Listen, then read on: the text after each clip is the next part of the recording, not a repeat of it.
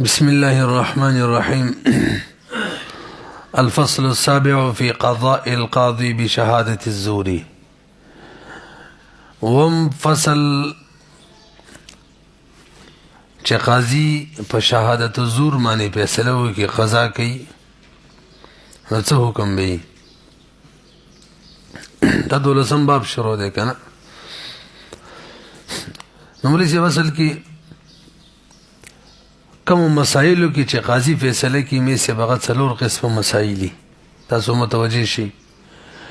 یو عقود وی لکه نکاح، بیع، اجاره، رهن، او دویم قسم فسوخ وی. فسوخ معنا کوم شي سره چې عقد ختميږي لکه اقاله شولا، بیع سره ختميږي، خلع او طلاق سره نکاح ختميږي. او دریم املاک مرسله دي تاسو پیژنئ چې اوسره ملک داوو کې او سبب پکې بیان نکي. او څلورم املاک غیر مرسله چې د ملک داوو کې سبب هم بیان کې هغه کې قاضي فیصله کوي. مجموعي تور باندې څو قسمه شوري چې قاضي کې فیصله کوي څلور او توقع. الامور التي يقضي فيها القاضي 4 أقسام. الأول العقود كنكاح وبيع وإجارة ورهن، والثاني الفسوق والمراد بها دغه والمراد بها مراد بفسوق سر ما يرفع بها دك به دي به خلق ما هغه شی يرفع به چوچتیږي په دغه شی سره ما ته زمين راځي دي معنی به اعتبار سره اگر که فسوق دي بهام ټکیږي شرف کیږي باغی سره حکم لق دی لکه اقاله او خلع او طلاق وغيرها. والثالث دریم الاملاك المرسله وهي التي لم يذكر لها سببا وهي التي لم يذكر لها سبب معين وبرسدل. والرابع والاملاك الغير المرسله وهي ما ذكر لها سبب معين كالبيع دا سبب دی بيع اشیاء ما دي زکه خستمی دي. والنکاح خذ ازما د نکاح مې ور سره کړی دا ولې بجاره باندې مې خسته دا اسباب دي کنه. تاسو سلک ما ته برو ګورئ انتهي اهمه مسله کچری قاضي په شهادت الزور فیصله وکړي د دروغ په گواهی باندې دا فیصله به نافذ ظاهرا معنا چې دنیوي احکام په جاری شي، باطنا معنا چې د الله جل شانو په نسبم صحیح کنه داسې بنئ. که شهادت الزور باندې فیصله وکړي باطنا او ظاهرا با نافذ کنه نه با. نو راځي د دې صورتونه بیانې. اوله مسله دا ده چې څوک د دروغ گواهی ورکوي د شهادت الزور چي دي شهدا الزور دا دسی چې دی که اهلیت د شهادت هم نه یو صورت توجه کوي ښه معنا محدود فی القذف یا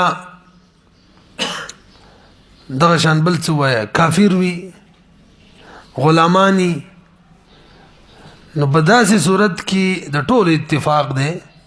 چې دا کم قضا قاضي وکړله دا نه ظاهرا نافذه او نه باطنا نافذه ده. اب خل پوهه نه شولې بي دلته گواهانو گواہی په دروغ ور کړی ده خو دلته گواهان داسې دي چې بيخي بکې د گواه هاي اهلیت نشته په الحال ورسېده بي گواہی نه قبليږي. دویم صورت شهادت الزور وشي او گواهان چې او کې اهلیت وي ټیک گواهانی مطلب محدود فی القذف یا کافر وغیرہ نه خودم راځي چې قاضي د علم وی چې گواہی په دروغ ورکړه. دې صورت کې هم دا قضا چې ده نه ظاهرا نافذه ده نه باطنا نافذه ده. څه صورت شو؟ دریم صورت په دروغ گواہی ورکړي او دولني دواړه صورتونه نه گواهان داسي چې دغه گواہی نه قبليږي او نه قاضي ته علم وی چې دروغي ویل او گواہی راغلي د دروغ او قاضي پاغه فیصله وکړي. نو ظاهره کې دا قضا ټیک ده ځکه نه گواهانو کې فرق شته نه قاضي ته علم شته چې دروغ وایي بس ظاهره کې قضا ټیک ده یعنی دې باندې به دنیوي احکام شروع شي څوک یې د چا ښځه کړله بس ښځه به شي کبا یې وکړه بس بیا به مشتري ته حواله شي که طلاق یې واچو ښځه به پرې طلاق پرېږدي تاسو پوه شئ دې خبره باندې باطناً به څه حسابي د الله په نظم باندې امام صاحب وایي باطناً منافظه ده او صاحبین امام ظفر او باقي درې وړ امامان وایي باطناً نه ده نافظه ورسېدلې پې څو صورت هم جوړ کړه درې تاسو ته وګورئ لو قضى القاضي بشهادة الزور في العقود والفسوخ خیات ستی دا د عقود او فسوخ خبره کو دا خبره مې نه وکړي املاک مرسله نه کوم ارستو راځي هي که ټول اتفاق دی توجه دي دریم صورت چې ما کوم بیان کو چې گواهانو کې اهلیت وي قاضي ته علم د دروغ نه راغله نو ائمه ثلاثه صاحبین امام ظفر وای ظاهرا نافذ را باطنا امام سی بيد واړه نافذ را دا د عقود او د فسوخ خبره ده که املاک مرسله کې دغه شان صورت راشي به امام سی بم وای باطنا نه ده نافذه تاسو به شي وګورئ لو قضى القاضي بشهادة الزور في العقود والفسوخ ولم يكن الشهود جامعين لشروط صحة الشهادة لشروط صحة الشهادة دبار جامعين ني گواهان څه مطلب بأن ظهر أنهم كفار أو محدودون في قذف أو غير ذلك نو لا ينفذ القضاء إجماعا لا ظاهرا ولا باطنا فإن شلبي 370 ولو علم القاضي بكذبهم فقضاؤه في هذه السورة أيضا يعني بعقود وفسوخ كيادي لا ينفذ لا ظاهرا ولا باطنا وجه لعدم شرط القضاء أغد صدي وهو الشهادة الصادقة في زعم القاضي وغدلتا نشتري اسم بيجي كان ترجمه نکوم دریم صورت دا ملاویلم نو ما خو مجموعي تور دریم کې مس صورتونه دي ښه توجه جی کنه دریم صورت داسیو دریم صورت څه مطلب گواهان چې اهلیت د گواهی پکښتا قاضي ته پکې د باندې علم نه دی راغله خو محل داسې د مې سب چې هغه قابل انشاء دی نه یعنی د سیمون نشو کولای چې بس قاضي چې فیصله وکړه ګوي چې وسی حکم مناقض کو انشاء وکړه دا قابل نه دی څه مطلب قاضي فیصله وکړه چې دا پلان کې جنې د زید خزه شول حالان کې پلان کې جنې چې دا الریډي د مرخزه ده دا د زید خزه جوړې دي شي مې سه داسې محل چې قابل انشاء نه دی دا صورت مانو ویل کنه مخکنه د دې کې حکم دار چې دا باطنا نافذيږي دې اتفاق دی باطنا ظاهرا يعني امام سم نور سمرګره دی پدې کې غورا ولم يكن المحل قابل للانشاء كشهاده الزور على نكاح امراه هي منكوحه الغير یا معتدد غیر وی او على نکاح امراه مرتده سره نکاح کیږي نکي محل انشاء ده نو لم ينفذ القضاء باطلا اجماع دي کې امام صاحب مني چې ظاهرا به کارڅ امام صاحب د نور امامان سمر کرے دي ولو قضى بشهاده الزور في معاد المذكور دغه درې ورنه ما درې جوړ کړی مجموعي تور څلورم صورت وکړاله خیرم ده کنه څلورم صورت کې ویل اختلاف دی چې دغه مخکینو درې اندسي به جوړ کو گواهان چې دي کې اهلیت وی پکې زمانه قاضي ته علم نه راغله او محل انشاء هم وی امام سے وی ظاهرا هم د باطنا هم د نور امامان وی صرف ظاهرا ده ولو قضى بشهاده الزور في معاد المذكور كمن اقام بينه يوسري گواهان قائم کړه كمن اقام بينه زور على امراه وی وخزماني انه تزوج هذا شدي سري وسره نکاح کړی دا او ادعت امرات یوی خزی گواهان قائم کړه علی زوجه داوی وکړه بخاون باندې انه طلقها ثلاثا وقامت بینه زور دروغ گواهان قائم کړه دلته محل قابل انشاء ده وحكم القاضي بتلك الشهاده فالقضاء ينفذ ظاهرا وباطنا عند الامام وقال صاحبان وي امام ظفر ثلاثه درې وړ امامان وي ينفذ ظاهرا لا باطنا وعليه الفتوى دې په قول فتوا باطنا نه ده ګناګاریږي با 373 لو كانت الشهاده الزور في الاملاك لو كانت الشهادة الزور دسي سره کې لو كان الف لام په شامه نشته کنه او کنه لګي مګي غلط دی الشهادة الزور خو نه ویل کی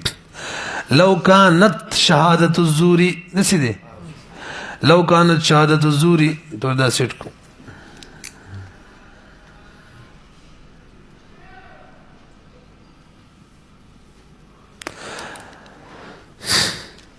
اچھا جی اوس دا صورت بیانې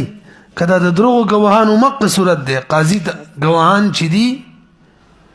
اهلیت وکشتا قاضي ته د دروغ علم نه دی راغلی خو املاک مرسل دي دي کې امام سی وای چې باطنن نه نافذيږي نور امامان سمرګره دی ګورې دا لو كانت شهادة الزور في الاملاك المرسله یا خو املاک مرسل دي سبب بیان نکو او دین الذي یا دین دی هغه دین لم يبين سببه چې دغه سبب بیان نشو چې دا دین ولی په امر باندې راغلی زید استا څنګه پر راغلی دی وحكم القاضي بناء عليها وقاضي په دغه شهادت زور باندې بنا وکي او فیصله وکي نو لم ينفذ الحكم حکم نه نافذيږي الا ظاهرا فقط اجماع دي کوم امام سے وسمرګره باطن نه دي وجه څه کله چې سبب بیان نشي سبب چې کله بیان نشي نو اسباب خوګن کېدل شي د سیمنګ نشي ویل چې د پلانکی سبب پوجبي دا پلانکی ولې نه دی چې پلانکی یاده او قبل یاد کې بل سبب نو غدریم ولې نه یاده چې دویم یاده کدریم یاده څلورم ولې نه یاده اولنی دو ولې نه یاده پیږي کنه نو اسبابو کې یو بل سره مزاحمت وی د ترجیح بلا مراجعه نشي کوله ترڅو چې سبب نه بیان شوی نه پورې باطنه نه نافذيږي امام صاحب وایي لأن الملك لا بد له من سبب ملک د بار سبب پکار دی وليس بعض الاسباب اولى من بعض دا لتزاحمها ذکر اسباب کی مزاحمت دی مقابله د یو بل سره مقابله فلا يمكن اثبات السبب سابقا للقضاء دا ویل نشو بطریق الاقتضاء چې اقتضاء منغو وایو تاسو مخکې ویلو غن اقتضاء النص کې دا کاری چې کوم مقتضا رو باسو دا د مقتضین مخ کی دا سیم نشو کوله ولی چې موږ وایو د قاضي چې کله فیصله کوله چې دا شی د زید شو املاک مرسله وکینو موږ وایو چې دینه مخکې موږ یو سبب منو دغه پوهه شو به د پلان کې هغه نشي کولای کې څه مزاحمت د اسبابو کې تاسو خبره پیږي کنه ولا يحل للمقضى له چاره بر فیصله وشولا کاغه د باره مثلا دا مخه صورت ته واړه لا باطن نه تل دوه کی ویلو کنه کم چې محل د انسان دیږي کې وای نغه د باره وته نه د جایز ورلا صرف ظاهرا ټیک خو باطن خو نو کنه نو وته باغی کې ټیک نشولا او د املاک مرسلو کې یو شی ملک تراله قاضي فیصله وکړه نو باطن نه د نافذه نو اکل خوراک به کې صحیح نه دی او کپڑا وی ملیشه پیږي به نه به لباس استعمالولي صحیح نه دی ومثل الاملاك المرسله کې ارسم دی او سره ماته میراث کې باندې شوی لکه څنګه میراث کې دی پر قصهونه کې دغه حکم دی قاضي فیصله وکم او د بده چې رشته می حق نه دی اثر علی وکړه په شهادت الزور ول جایز کیږي نه درې سوا څلور او یا وإن كانت شهادة الزور في الأملاك الغير المرسلة كملك ذكر سببه فإما يكون سببا يمكن إنشاؤه كالبيع الأكبر وګوره اوس املاک غیر مرسله دي زید داوا پامر مانیو کی د ملک چې دغه امر سره کوم کتاب دې د ازما دي سبب يم ذکر کی ماته غیسته ماته هبه کړي صدقه کړي دروانی ملي سب یا میراث کی طرف د باندې شوی سبب ذکر کی میراث ما یادوي نور اسبابیات کی اختیاری سبب ورسره ذکر کی قاضي فیصله وکي مې سم نبه دا فیصله چې قاضي په کوم حکم مانی کوي دا دوه قسم لري یو دا چې دا حکم انشاء محل انشاء د انشاء په کې راتل شي د څه کولای شو د څه فرض کولای شو چې قاضي چې فیصله وکړه غوي چې اوس دې دوه قدم باقاعده وکړو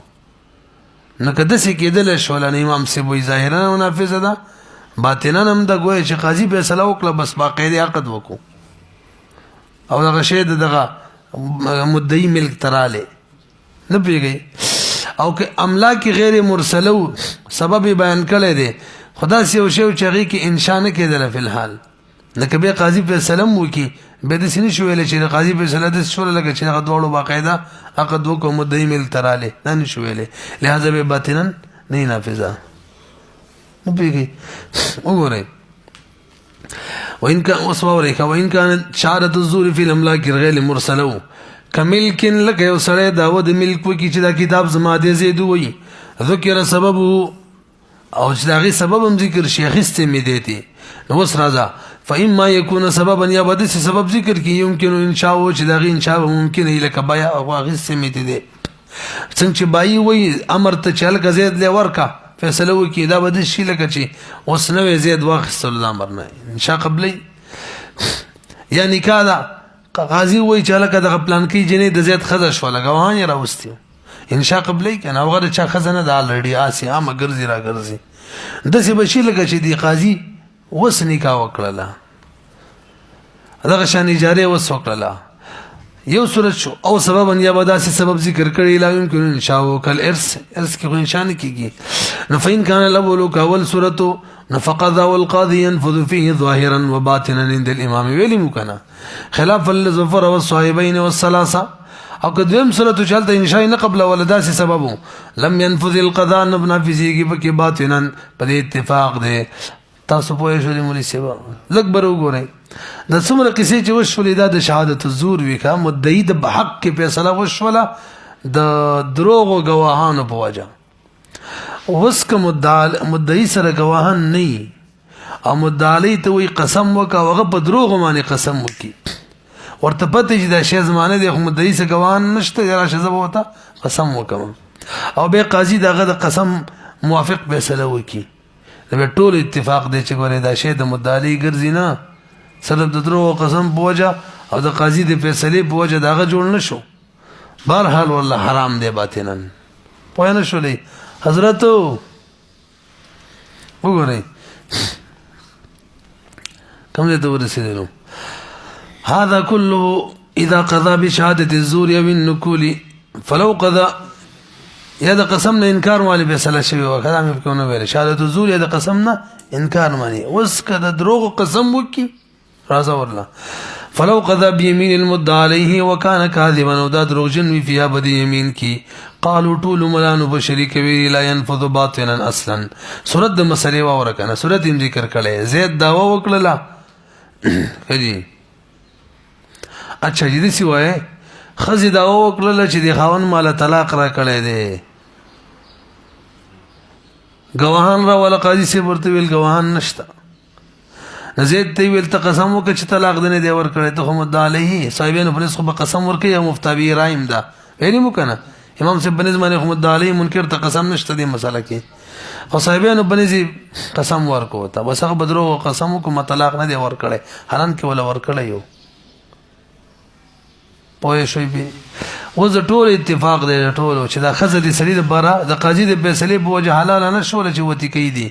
حتی خزه ته حکم دار چې بزان ته ساته شامی کې غلام راغلي تقریبا شامی کې دي ځان ته ساته او پته ته ولګیدل چې ځان ته نشي ساتل او مقوا قاضي نزان بچ کول شي ملک کول هم شي به لکه تاسو لزینا کوي ګناه درمانی کوي دغه دوران کې سلام ملک کول هم شي او د قاضي نه بزان بچ کوي لکه ظاهرا خو نافذه راخزه ده تاسو پوهیږئ وګورئ وسورة المسألة ادعت امرأة أن زوجها طلقها ثلاثا وهو ينكر ولا بينة معها گواهان ورسره نشته لها دې کما ها دې فحلفه القاضي قاضي قسم ورکو خاونته فحلف ځوان بچي قسم وکړو فحكم القاضي بمنعها قاضي د دې په منع باندې فیصله وکړه من داواها داوی نه من شبس نور بداوی ماوینه کې طلاق ملاق دینه در کړي او یې تعالی مو حالدار چې دا خپويږي صدق اچ رشته وایم طلاق را کړي فيما قالت چې زوی مباغي کرشتون کیما فهذا الحكم لا ينفذ باطنا فلا يسعها نو خزر بار جائز نه د المقام ولا يسعها المقام معه چې خاون سره وخت تیر کی ولا ان تاخذ من میراثه شيئا خاون د میراث هم څنګه نوړي کچري هغه مرشي دا ماته مدر رسیدلی بي الفصل الثاني في رجوع القاضي عن حكمه تاسو اکبر وګورئ قاضي د خپل فیصله نه رجوع کولای شي کنه دویم فصل کې راته الثامن الفصل الثامن اتم فصل کې راته دغه بیان کی په خبره پوه شولې عمرې سي مسله دا چې کله قاضي ته پته ولګي دا ما کومه فیصله کړې ده دا غلطه فیصله ده ادا دې کې راسي امام هم موافق نه دي اجتهاد نه ده کړی نو حکم ولدار فیصله رات واپس کا صحیح نه ده وګورئ اصل کې قاضي چې کله فیصله کې خطا شي مونږ صرف دوه قسمه جوړیږي قاضي چې کله فیصله کې خطا شي مې صرف څو صورتې جوړیږي دوا یا بده سه مسلې چې داغه په خطا او رسا کې د فقها او اختلافي بعضي او ته صحیح وي بعضي او ته خطا وي دا سه مسلې دوی مداسه مسلې چې داغه په خطاوالي کې د چا اختلاف نه ټول وي چې دا خطا ده نو کدا دویم قسم د خطا او قاضي دویم قسم خطا قاضي وکړه دا سه مسله وکړه چې ټول اتفاق د فقهاو چې دا فیصله دا حکم دا خطا دی نو حکم د قاضي لدا دی وس دا فیصله دی واپس والا ورسېدلې دي جمعه قرآن کا فیصله واپس والا خیر هم ده کنه او که دویم قسم وا چې کې د فقهاو اختلافي او د باقي کې خطا فیصله وکړه د بازو بنز صحیح وا نغه دې به نو ختمه بس ټیک ده بعض بنز خو صحیح ده کنه او هغه سره د قاضي په سلام مرګره شو هغه دغه رای وس مضبوطه شوله وګورئ الخطأ الذي قضى به القاضي اما يختلف الفقهاء في كونه خطأ او لا يختلف الثاني چې اختلاف بګي فقهاء د خطا والی نه کړي ټول اتفاق کوي چې خطا دي خطا والی نه خطا کېدو کې اختلاف نه کړي نو يرجو عنه قاضي به رجوع کوي او يرد ورد کوي بلا محاله خامخا اول صورت سبت کوي يمضيه اب جاری وساتي اذا كان بعد دعوى صحيحه وشهاده مستقيمه دا چې داوم صحیح وي شرایط پکې وي او شهادت کې خپل کم شرایط دي ټول موجود دي هذا هو الاصل هم دا اصل شوخه اصل مصدقو کوم اصل کوم مسله کې چې اختلاف او هغه بنافذي او کوم کې چې اتفاق او چې خطا ده هغه رد کیږي البته څو مسائل دي ولكنهم استثنوا منها مسائل يصح للقاضي رجوع عن قضائه یو څو مسائل دي سره د دې نه چې د اختلاف دي نو موږ ول چې اختلاف دی قاضي په سلو کې امضا به کنه جاری کوي به رجوع بنه کوي خصوصي دی کې به رجوع کوي سره د دې نه چې اختلافي مسلې دي د بعضي بنظمانه خطا نه ده راځي والله الاولى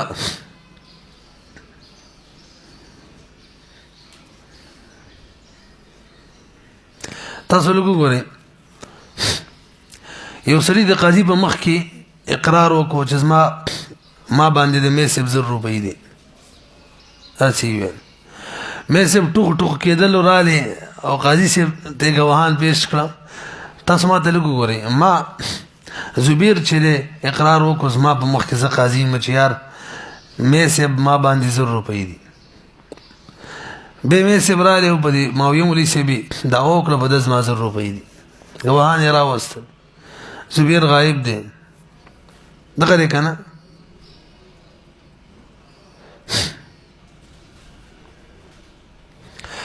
زه ګومان دا وکم چې دا ماویم بلی سی ما غره چا چې اقرار کړي نه هغه چا کړو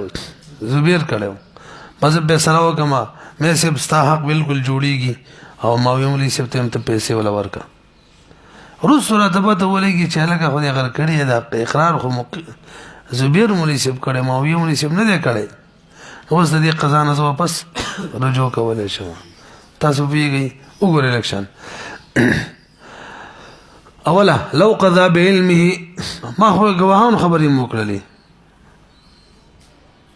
غواهان په کلري کې یار صورت د مسلې به جوړ کړي زبیر ویل ما باندې د مولوی سب د میسب 100 روپۍ قرض دي څو پس د میسب او د ماویم مولوی سب لانجه شو مې سی ویل ما په ماوی مولي 100 روپۍ دی غنه مني ما خو اقرار اوریدل وو ما ویل کا اقرار شته ماوی مولي سب کړه وس ما ویل چا ولا 1000 روپۍ در باندې دي ولا ورېکا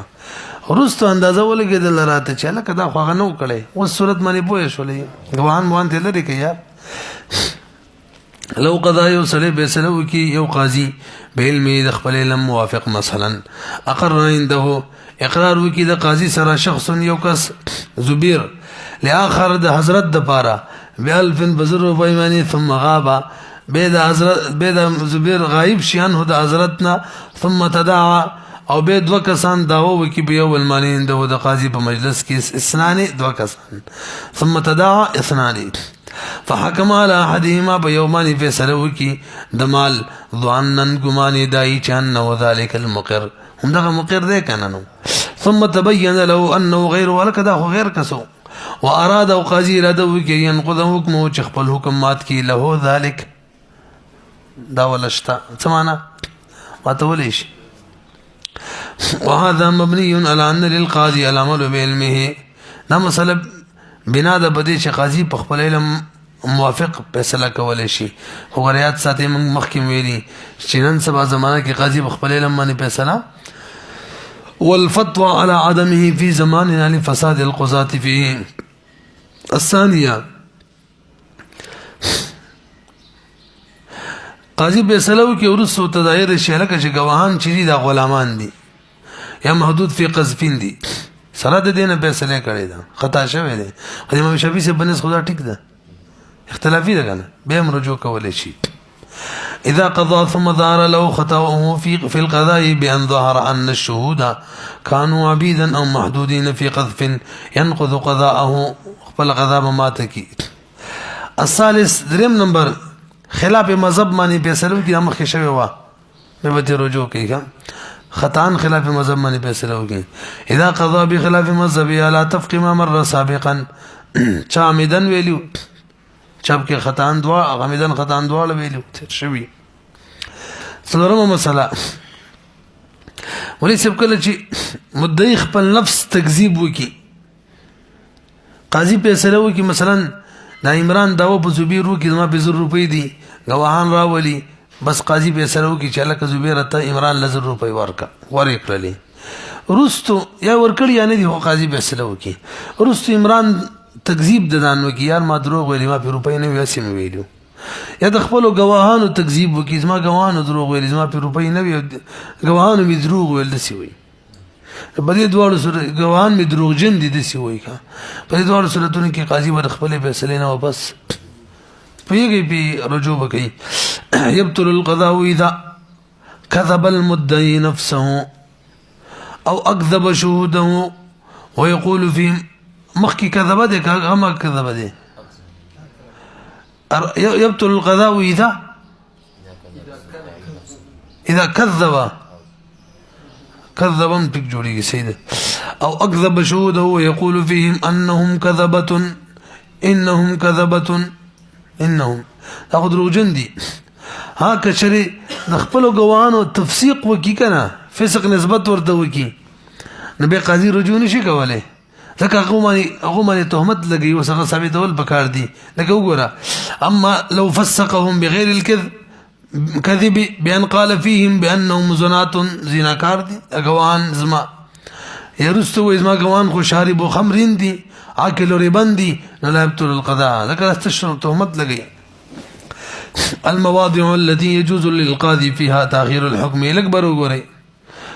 هغه زینه چې جایز د قاضي لپاره چې حکم پکې مؤخر کی اصل حکم دا دی څنګه چې گواهان رال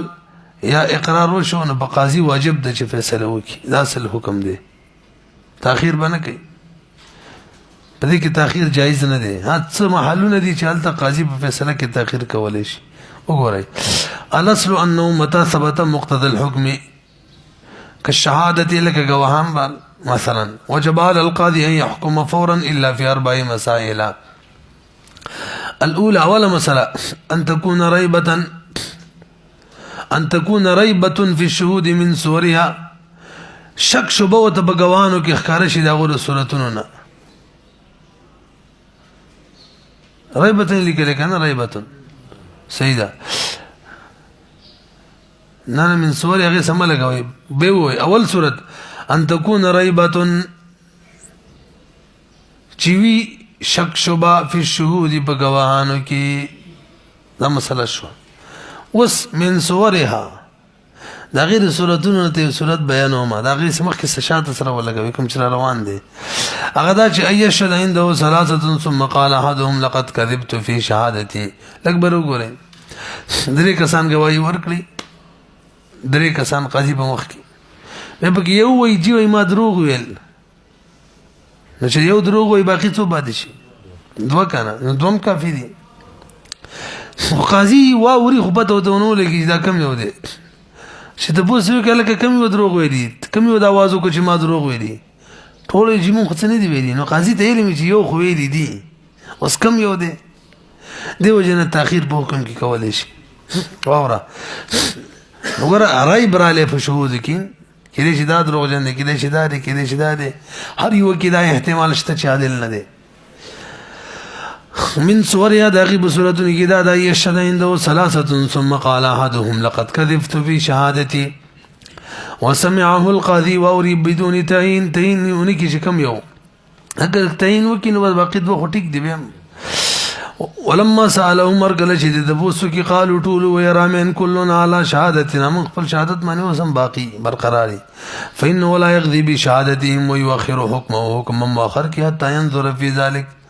پورا تفتیش وکي نظر پکې وکي یو مسله حضرت دویمه مسله دار چې قاضي امید د صلح ساتي ځکه فیصله صلح به تر د منګه قدرت کې ویلو عمر رضی الله عنه ذکر قولم ذکر کړو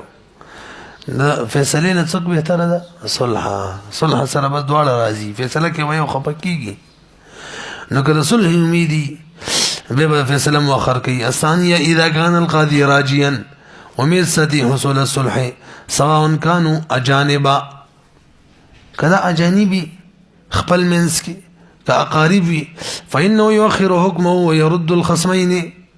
ولا يرد اكثر من مرتين يو بيرال بهم درت کی صلح وکي دریم بيرال شرال بيدينه واپس کی بير په سلو کی ورل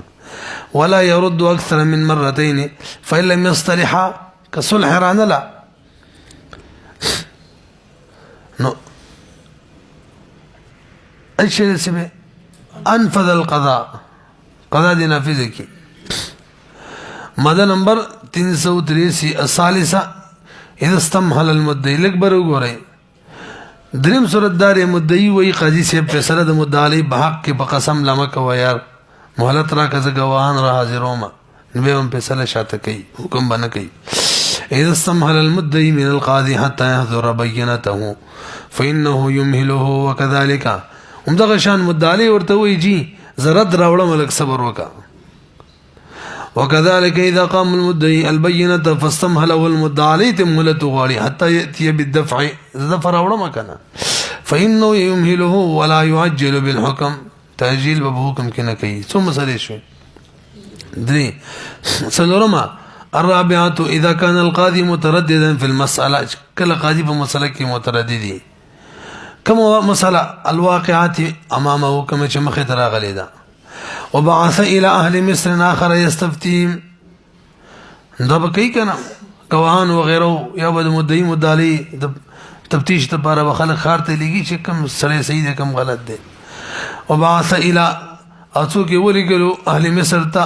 بل مصر تا يستفتيهم چاغو د خلقونه د بوس کولو وكان منتظرا وقاضي انتظار کو چراشي به فیصله کوم دا اچھا جی غلط می ویل یار تاسو لکبر وګورئ قاضي سیبا وقاضي سیب لغه کیده کنه یار مسله ده سیده قاضي له مسله رااله قاضي د مسلې په حکم کې متردد دی چې دې څه جواب دی یعنی مسله کې شکی دی چې دا مسله د سیده کنه ده د سی فیصله د شریعت موافق ده کنه ده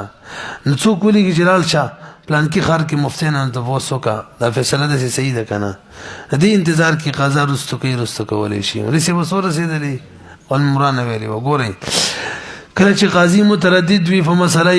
هغه مسله کې چې کوم واقع شوی د مخه دا او بعث الى اهل مصر اخره بل مثل د څوکولېږي یستفتیم چاغو طلب د فتوی دی کوي